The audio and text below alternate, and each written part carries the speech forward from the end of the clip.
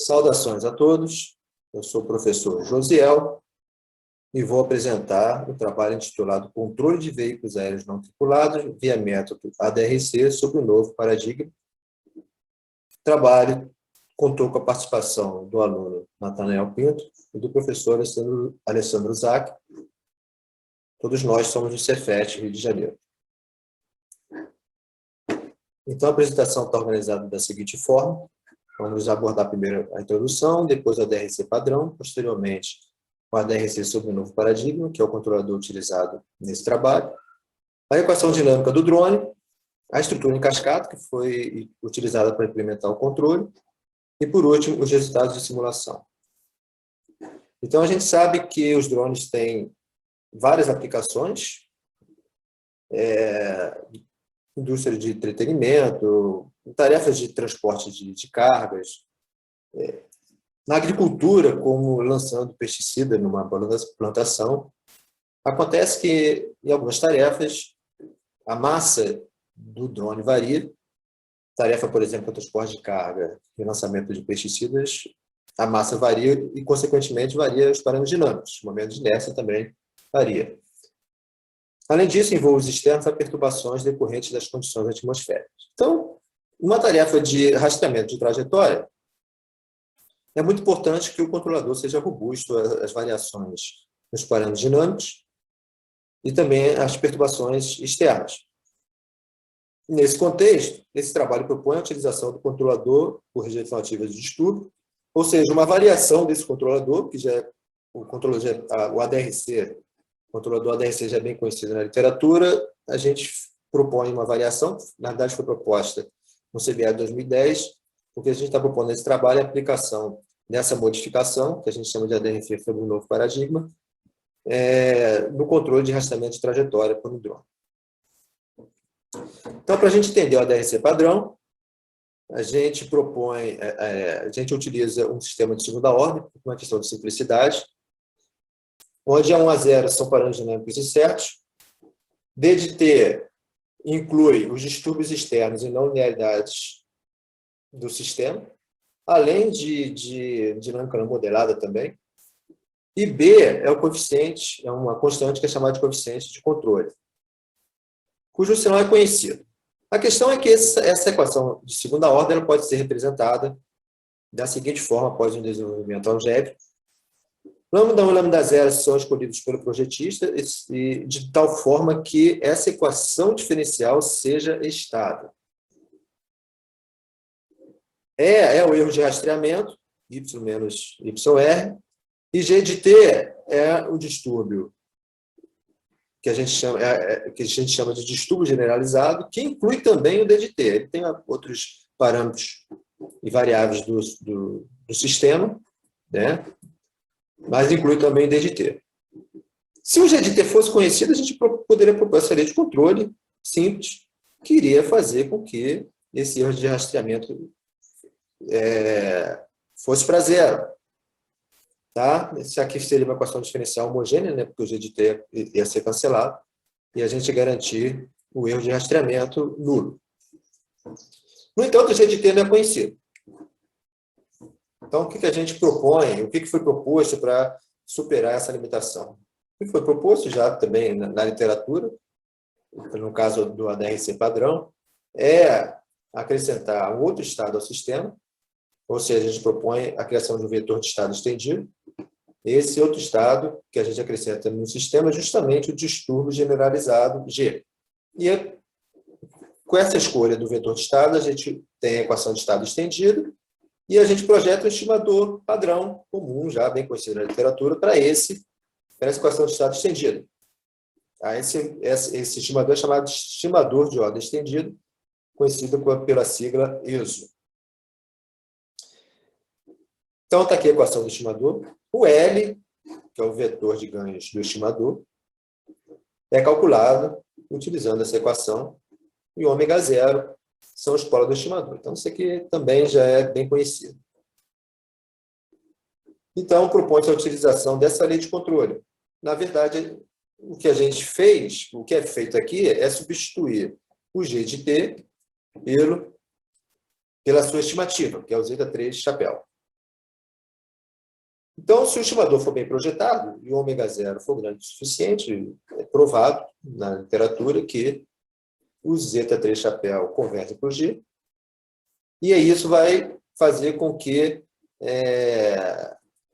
essa equação novamente se transforme em uma equação homogênea, estável, e o erro de rastreamento vai para zero.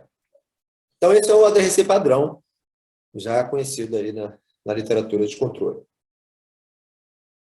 Então, mas esse ADRC padrão tem uma limitação que... Qual é a limitação? É que o ganho de controle, o coeficiente de controle B, ele não tem que ser conhecido, e erros nesse coeficiente de controle, se os erros forem grandes, né, o coeficiente de controle, pode ocasionar instabilidade em malha fechada. E é bem comum isso acontecer. Então, nesse trabalho, propõe-se a utilização do ADRC sobre o novo paradigma. E o que consiste esse ADRC? É que a gente propõe uma outra lei de controle U, que vai ser função agora de uma constante de projeto beta e de uma variável V. E propõe-se uma mudança no vetor de estado estendido, que agora possui o V, que é a variável que a gente vai projetar, né, que a gente vai considerar aqui, no lugar do G, do distúrbio generalizado. Então, a mudança principal é trocar o G por essa variável V que a gente está criando aqui. Então, a gente vai estimar o V. Então, a lei de controle mais à frente vai ser mostrada, ela vai estar em função da estimativa do V.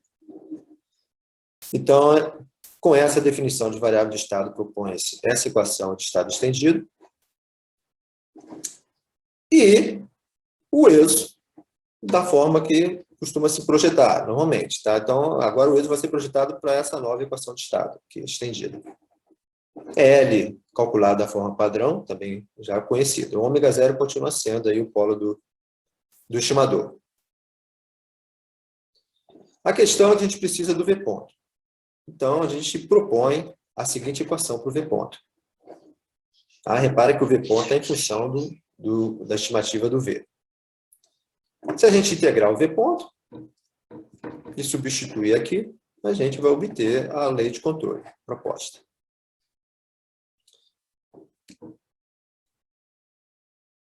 Então, são feitas as seguintes hipóteses, bem factíveis. Né? Primeiro é que o parâmetro A1 e A0 é limitado superiormente por uma constante gama zero conhecida, ou seja, eles são incertos, mas os limitantes superiores são conhecidos. As máximas frequências dos espectros da perturbação D e do sinal de referência YR são conhecidas com limitantes superiores conhecidos. Então, a gente tem um ômega Mzão e um ômega R, que limitam superiormente os espectros de frequência da perturbação D e YR.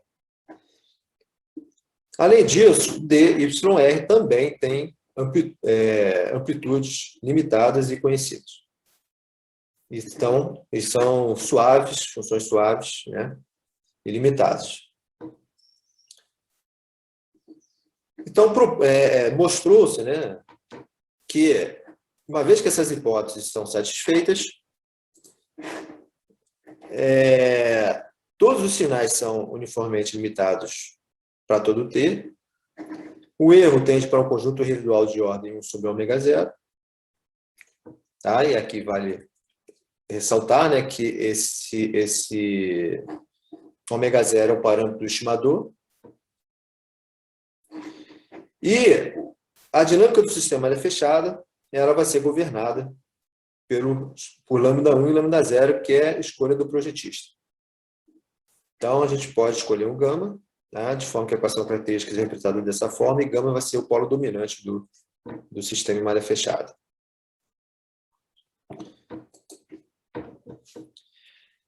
Então, partindo aí para a equação dinâmica do drone, é importante a gente observar que a equação dinâmica do drone pode ser dividida em uma parte rotacional e uma parte translacional. A parte rotacional tem como entrada as velocidades angulares das hélices, e a parte translacional como entrada o empuxo U1 e os ângulos de Hall, pitch e yaw. E é interessante a gente observar, né, que o controlador que a gente vai projetar, ele vai fornecer como saída o empuxo e os torques. No entanto, o que atua no sistema são as velocidades angulares. Então, utiliza-se as seguintes equações que relacionam os torques, tá, e o empuxo às velocidades angulares das hélices. Então, esses aqui são os valores dos parâmetros dinâmicos utilizados do drone. A gente utiliza o AirDrone 2.0, porque no laboratório de controle de Cefet a gente tem esse drone e a gente pretende obter resultados experimentais. Então, para implementar o controle, utiliza-se uma estrutura em cascata. Então, a gente aproveita essa característica do modelo ser dividido em uma parte rotacional e uma parte translacional, projeta o ADRC para a parte translacional, como se a gente conhecesse, como se a gente pudesse atuar diretamente nos ângulos de Hall e pitch. Mas como a gente não pode atuar diretamente aqui, propõe-se um outro ADRC que gera os torques tais que φθ converja para o φr e θr. Então, após essa convergência, esse modelo essa parte rotacional ela já não influencia mais no sistema e só a parte translacional é que vai estar atuando diretamente no modelo dinâmico translacional. Tá? Como ela é projetada para que o XYZ converja para o XR, YR e ZR, né? Então a gente garante o erro de garante o rastreamento em malha fechada. Bem, para os resultados de simulação, esses aqui são os valores de sintonia utilizados para o ADRC translacional e para o ADRC rotacional. E essa é a trajetória de referência, uma trajetória de referência helicoidal, governada por essa equação, e utiliza-se as seguintes condições iniciais, em XYZ e os ângulos de Hall, pitch e yaw. Então, está aqui o resultado de simulação, o drone tem uma posição inicial diferente da trajetória de referência, né? E ele converge para a trajetória de referência, com um erro de rastreamento da ordem 10 a menos 3. Então, tem o erro residual bem pequenininho. Então, para testar a robustez da variação dos parâmetros dinâmicos, é proposto uma variação na massa dada por esses gráficos, o máximo momento de inércia. Então, aqui estamos simulando uma situação, por exemplo, que o drone está lançando pesticida numa plantação. Isso provoca variação na massa e no momento de inércia. Aqui são perturbações também externas, que a gente considera, tá? No empuxo, e nos torques de entrada. E aí, mais uma vez, foi feita a simulação com as mesmas condições iniciais do drone da trajetória de referência e a mesma trajetória de referência também. E aí ele convergiu para a trajetória de referência, dessa vez com um erro da ordem de 2 vezes 10 a menos 2. Ou seja, o erro aumentou um pouco, o erro anterior era da ordem de 10 a menos 3 e agora passou para 2 vezes 10 a menos 2. Aqui são os sinais de controle, são as velocidades angulares. A gente observa que no instante inicial ela tem amplitude mais alta, depois converge para uma amplitude máxima de 400 radianos por segundo. Esse valor inicial maior é esperado por causa do erro inicial que tem, da posição do drone para a trajetória de referência. Posteriormente, a gente pode observar, na verdade, que em todo instante de tempo, mesmo no instante inicial, como depois que ele alcança a trajetória de referência, as velocidades angulares estão dentro da faixa que são uma faixa factível para o drone que a gente está utilizando. Então, não está ocorrendo saturação no atuador, né, das velocidades angulares das hélices. As conclusões: que foi implementado o controle de um drone utilizando uma variação da DRC em uma estrutura em cascata. A estratégia proposta teve um bom resultado para o rastreamento de trajetória. Só apresentou um erro residual, que já era esperado. E o sistema aérea fechada apresentou boa robustez. Então, foi feita a variação da massa no momento de inércia. e foi colocado perturbações externas, foram colocadas, né, perturbações externas, e o sistema continuou com um bom resultado de rastreamento.